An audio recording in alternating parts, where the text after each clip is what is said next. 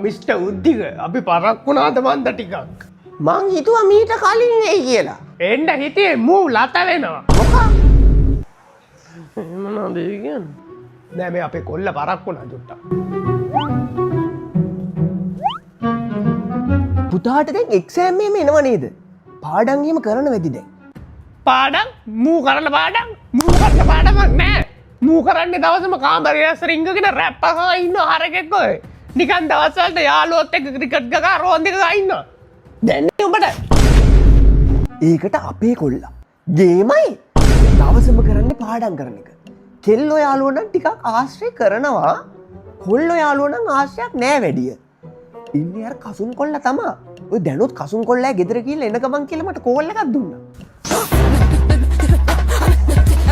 Uncle toilet එක කොහෙද තියෙන්නේ? කෙලින් ගිහලා ඔබට හැරෙන්න.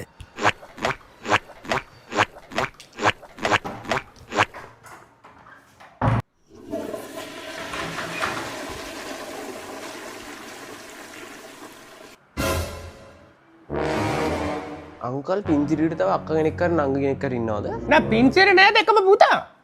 මේ උද්දෙකට ඉන්නේ ඉතින් එක කොල්ලයිනේ. ඈ? එතකොට මේ කාමරේ බෝනික්කොත් ඉන්නවා. ඒක මෙය අපේ කොල්ලගේ කාමරේනේ. අපේ කොල්ලා එහෙම නෑ. කුණු හarp තියෙන සින්දු මුකුත් ආන්නේ හරිම පිළිවෙලයි. අර කොරියාවේ ඉන්නේ කවුද? කොල්ලෝ කට්ටිය.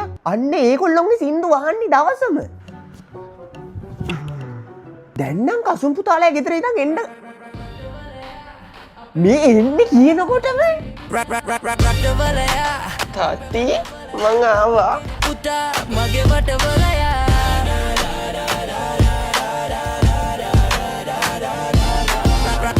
දැන් පුතා ඕ ඉවරලා රට යනවා කියලා කිව්ව නේද?